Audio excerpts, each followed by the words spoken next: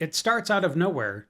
You're eating lunch, you're drinking soda a little too fast, maybe you laughed at the wrong second, and then, great. Now your body's doing that. You didn't choose it, you can't really stop it, and suddenly everyone around you becomes a hiccup expert. Hold your breath. Drink water upside down. Have someone scare you. Swallow sugar. Think about something else. Everyone thinks they have a cure, but none of them work. Every time. And while everyone's giving you advice, your body just keeps going. Which is annoying enough. But here's the weird part. A hiccup isn't just your body messing up.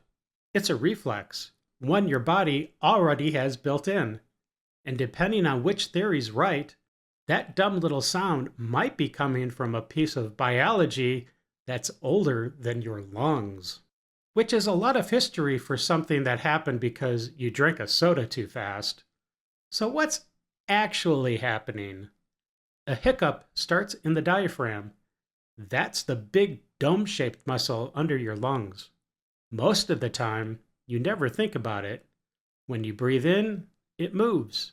When you breathe out, it relaxes.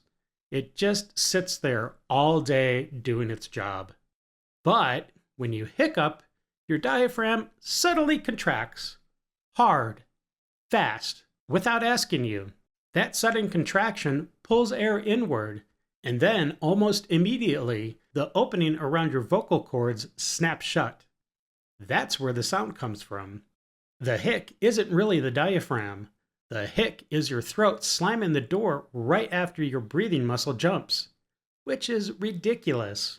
A muscle under your lungs suddenly spasms, your throat snaps shut, air gets cut off, and the end result is that tiny little sound that makes everyone stare at you in a quiet room. Did you know there's even a medical name for a hiccup? It's called singultus, which comes from a Latin idea connected to catching your breath while sobbing. So yes, your body makes one stupid little noise, and medicine gave it a name that sounds like a Roman emperor. But here's why hiccups are so strange. Most reflexes have an obvious job. You blink to protect your eyes. You cough to clear your airway. You sneeze to blast stuff out of your nose. You gag to protect your throat. Those all make sense. You may not enjoy them, but at least you can see what they're trying to do.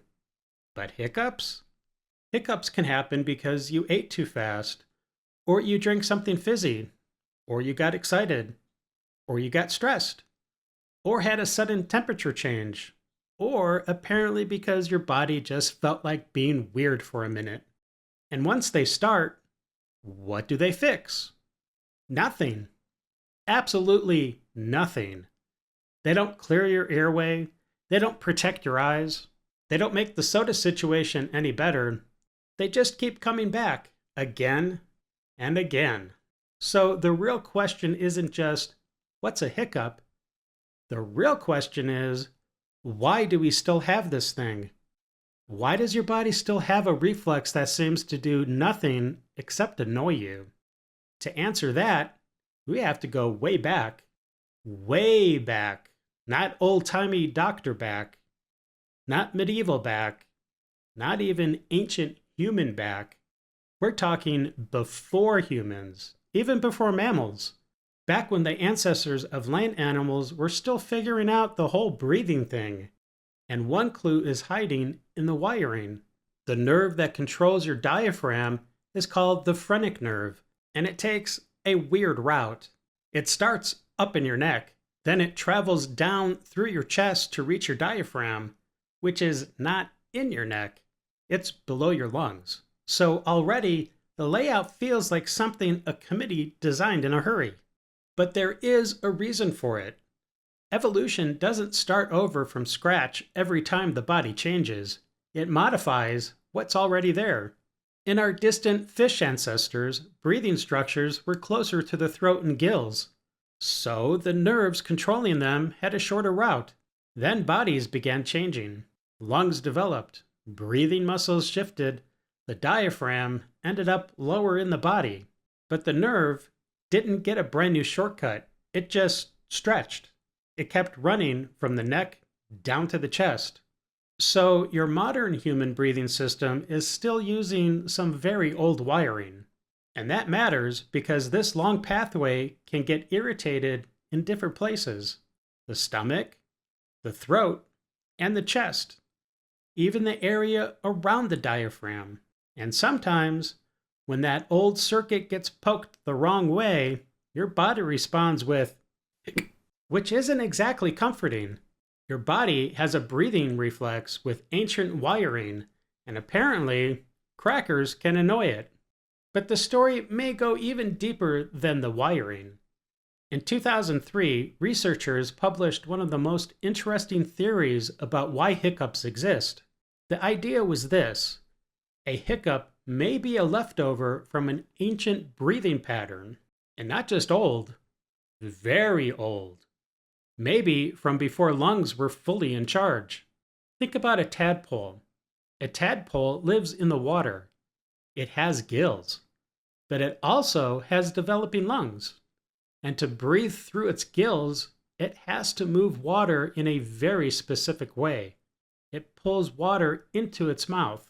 Then it closes the opening to its airway so the water doesn't go into the lungs. Then it pushes the water across the gills. So the pattern is this: sudden muscle action, airway closes, and water gets moved across the gills. Now compare that to a hiccup. Your diaphragm contracts, your glottis, the opening around the vocal cords, snaps shut.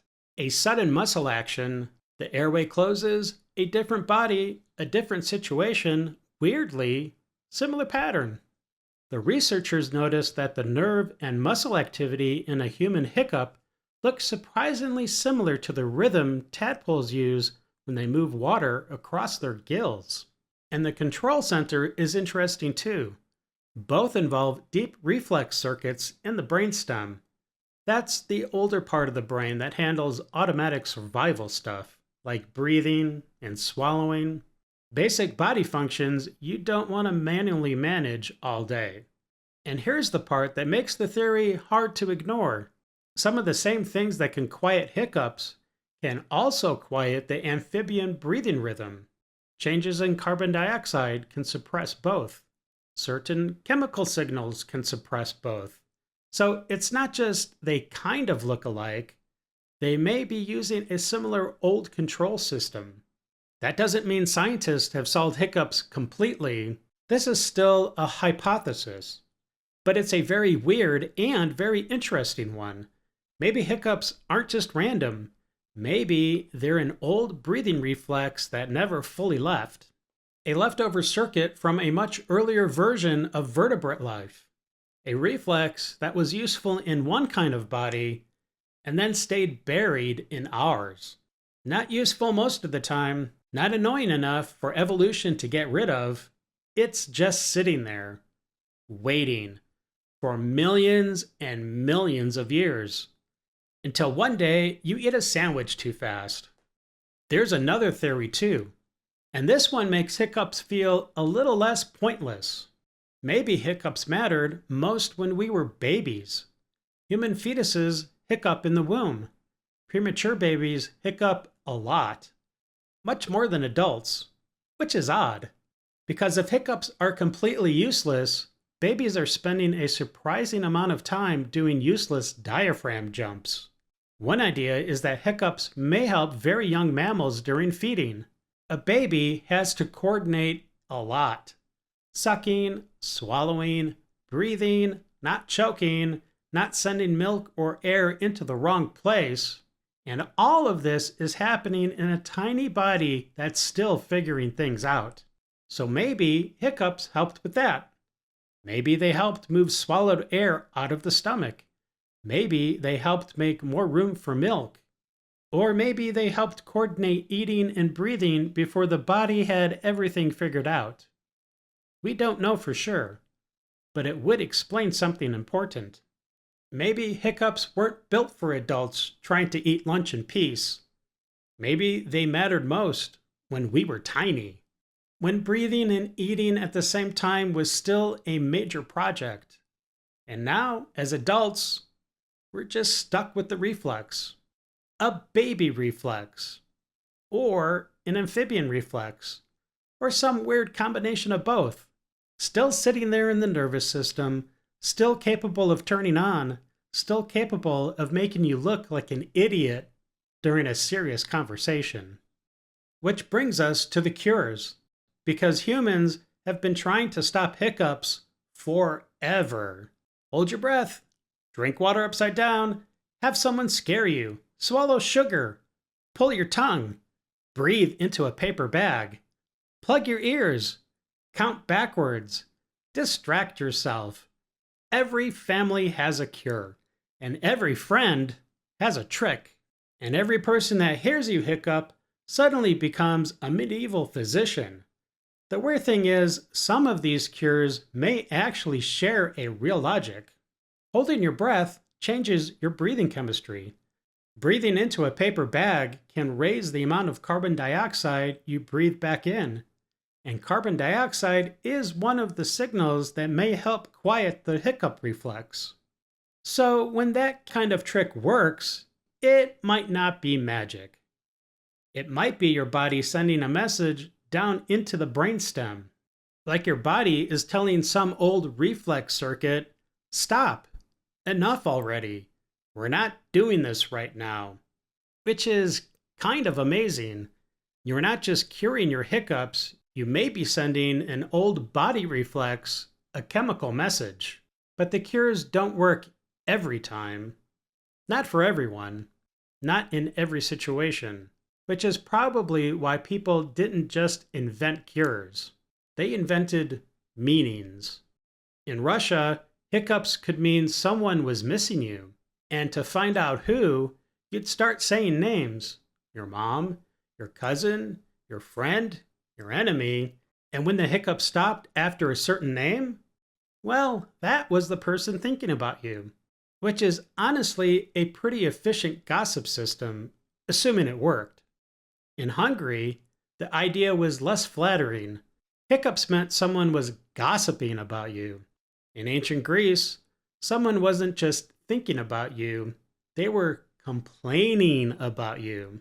Somewhere out there, someone was annoyed and your diaphragm got the news.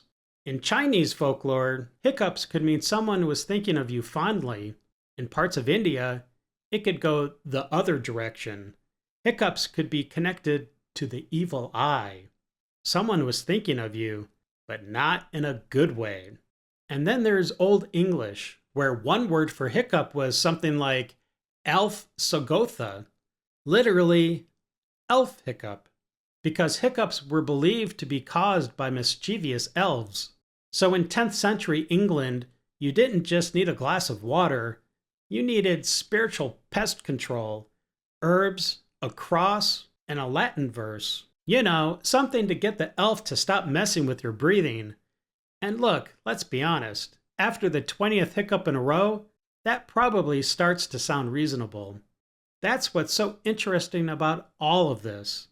Across cultures and across centuries, people heard this tiny involuntary sound and decided it couldn't just be random. It had to mean something. Someone missed you. Someone mocked you. Someone cursed you. Maybe someone loved you. Or an elf had moved in and taken over your breathing.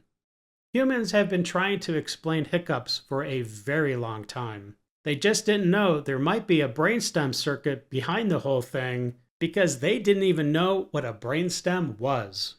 So why do humans hiccup? The honest answer is, we don't completely know. There may not be one clean reason.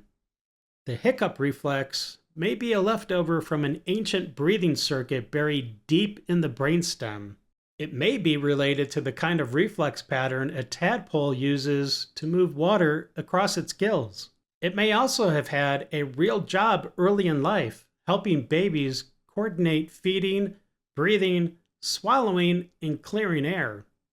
And for adults, it may just be old wiring the body never fully got rid of. Not because it helps much, just because It's still there. Like a notification from a very old app nobody ever bothered to uninstall. And that's what makes a hiccup worth thinking about for more than a second. It feels like a body glitch, like your body randomly picked the worst possible time to be weird. It's usually pointless and mildly embarrassing at exactly the wrong moment.